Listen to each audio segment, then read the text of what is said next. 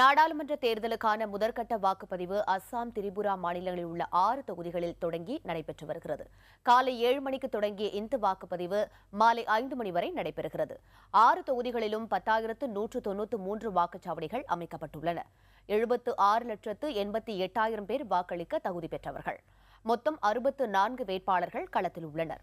முதற்கட்டமாக வாக்குப்பதிவு நடைபெறும் அஸ்ஸாம் மாநிலத்தில் காங்கிரஸ், பாரதிய ஜனதா, திரிணாமுல் காங்கிரஸ், அஸ்ஸாம் கண பரிஷத், ஆம் ஆத்மி என பல்வேறு கட்சிகள் களத்தில் இருப்பதால் அங்கு பலமுனை போட்டி நிலவுகிறது. வாக்குப்பதிவையொட்டி அஸ்ஸாம் மற்றும் திரிபுராவில் விரிவான பாதுகாப்பு ஏற்பாடுகள் செய்யப்பட்டுள்ளன.